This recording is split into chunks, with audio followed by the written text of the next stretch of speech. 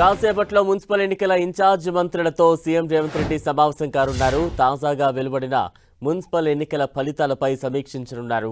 Hung ఏర్పడిన 37 మున్సిపాలిటీలు 3 కార్పొరేషన్లలో party వ్యూహంపై మంత్రులకు దిశానిర్దేశం చేయనున్నారు సీఎం రేవంత్. అలాగే ఈ నెల సోమవారం mayor, deputy mayor, chairman, deputy chairman ఎన్నిక నేపథ్యంలో ఎక్స్ అఫీషియో ఓట్ షేర్పై సూచనలు చేయనున్నారు.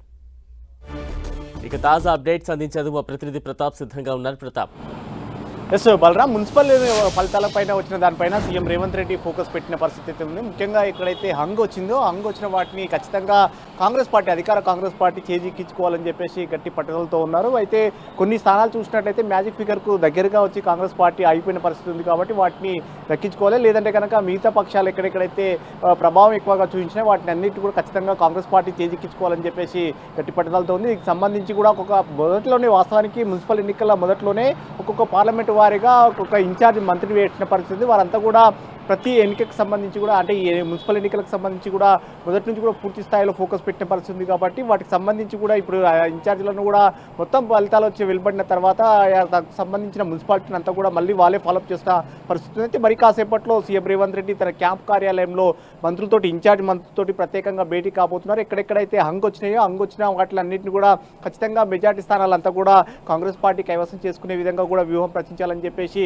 ఇప్పటికే దిశానిర్దేశం చేయడం జరిగింది. అయితే ఎవరెవరైతే గెలిచారో కాంగ్రెస్ పార్టీతో పాటు ఇతర స్వతంత్ర ఇండిపెండెన్స్ అభ్యర్థులు ఎవరైతే గెలిచినట్టున్నారో వారందరూ కూడా ఇప్పటికే కాంగ్రెస్ పార్టీ క్యాంపులకు తరలించడం జరిగింది. చాలా చోట్ల రిసార్ట్లలో కూడా ఇప్పటికే క్యాంపులలో వారిని పెట్టిన పరిస్థితి. ఎల్లుండి మధ్యాహ్నం 12 గంటలకు ప్రత్యేకమైన సమావేశాలు ఉంటాయి. ఆ సమావేశాల్లోనే కార్పొరేషన్లకు సంబంధించి మేయర్, డిప్యూటీ మేయర్, అదేవిధంగా మున్సిపాలిటీలకు సంబంధించి చైర్మన్, డిప్యూటీ చైర్మన్ల ఎన్నిక ఉంటుంది కాబట్టి ఆ ఎన్నిక అయ్యే సమయం వరకు కూడా వారందరూ ఖచ్చితంగా క్యాంపులలోనే ఉండాలని చెప్పేసి వారికి గట్టి సందేశం ఇవ్వడం జరిగింది. దీనికి సంబంధించి సీఎం రేవంత్ రెడ్డి మరి కాసేపట్లో మంత్రులతోటి దిశానిర్దేశం చేసే అవకాశం ఉంటుంది. ముఖ్యంగా ఎక్కడెక్కడైతే అంగొచ్చినాయో వాటికి సంబంధించి ఎమ్మెల్యేలు, ఎమ్మెల్సీలు, అదేవిధంగా ఎంపీలు కూడా వీళ్ళందరూ కూడా ఎక్స్ అఫీషియో సభ్యులుగా ఓటు వేసే అవకాశం ఉంటుంది కాబట్టి ఎవరెవరు ఇక్కడ ఓటు నమోదు చేసుకోవాలి, ఏ విధంగా చేయాలని చెప్పేసి ఈ రోజు వరకే లాస్ట్ డేట్ ఉంది కాబట్టి మరి కాసేపట్లో వారికి సంబంధించి ఇప్పటికే డైరెక్షన్స్ ఇవ్వడం జరిగింది కాబట్టి వారంతా కూడా ఎక్స్ అఫీషియో సభ్యులుగా ఓటు నమోదు చేసుకోవడంతో పాటు ఎల్లుండి అనుసరించాల్సిన వ్యూహం ప్రత్యేక సమావేశాలు ఉంటాయి కాబట్టి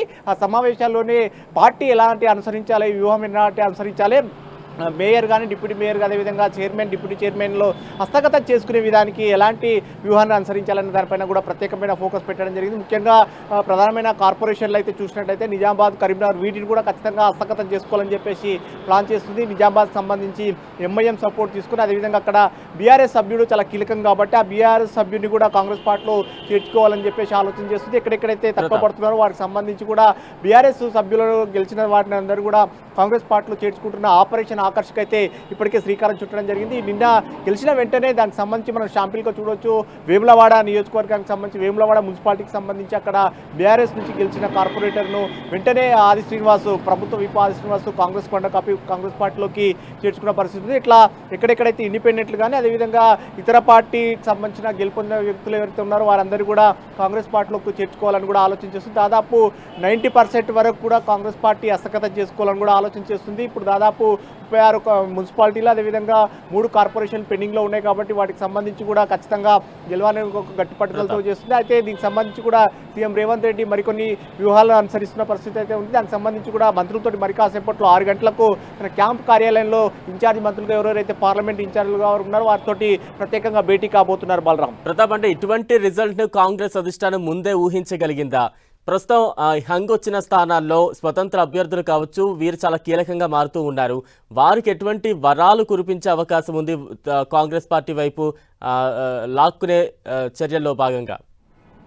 వాస్తవానికి కాంగ్రెస్ పార్టీ అధికారంలోకి వచ్చి 2 ఇయర్స్ మాత్రమే అవుతుంది. అంత ముందుకు కాంగ్రెస్ పార్టీకి ఎక్కడ కూడా బలం లేకపోయింది. ఎందుకంటే తెలంగాణ ఏర్పడిన తర్వాత 10 ఏళ్ళు అధికారంలో లేకపోవడంతో క్యాడర్ అంతా కూడా నిర్వీర్యమైన పరిస్థితి ఉంది. ఆలోచన అధికారంలోకి వచ్చిన తర్వాత పార్టీని స్ట్రెంథన్ చేసుకుంటున్న పరిస్థితి ఉంది. అందులో భాగంగానే వరుసగా వచ్చిన పార్లమెంట్ కానీ ఆ తర్వాత వచ్చిన సర్పంచ్లే కానీ వీటన్నిటి కూడా స్ట్రెంథన్ చేసుకుంటున్న పరిస్థితి కాబట్టి ఇది మున్సిపాలిటీలకు సంబంధించి కూడా పార్టీ సింబల్ మీద గెలిపే ఉండే ఎన్నికలు కాబట్టి దీనికి సంబంధించి కూడా మొదటి నుంచి కూడా ప్రత్యేకమైన ఫోకస్ పెట్టిన పరిస్థితి. ఇన్ఛార్జీలుగా మంత్రులకు ప్రత్యేకమైన బాధ్యతలు అప్పగించడం, వారిని ప్రతి అంశానికి సంబంధించి స్పెషల్ మానిటరింగ్ చేయడం, ఈ అంశాలన్నిటి కూడా చేసిన నేపథ్యంలో దాదాపు పైకి 90% అని చెప్తున్నప్పటికీ వచ్చిన రిజల్ట్ విషయానికి సంబంధించి కూడా వారు అనుకున్న స్థానాలు అయితే సాధించామని చెప్తున్నారు. అయితే ముఖ్యంగా కొన్ని స్థానాలకు సంబంధించి చూసినట్లయితే మున్సిపాలిటీలకు సంబంధించి మ్యాజిక్ ఫిగర్కు దగ్గరగా వచ్చి ఆగిపోయిన స్థానాలు వాస్తవానికి చూసినట్లయితే మహబూబ్నగర్ కార్పొరేషన్ మొత్తం 60 డివిజన్లు ఉంటే కాంగ్రెస్ పార్టీ అక్కడ 30 గెలిచింది. ఇంకొక స్థానం గెలిచినట్లయితే కనుక దాన్ని హస్తగతం చేసుకునే అవకాశం ఉంటుంది. ఇలాంటి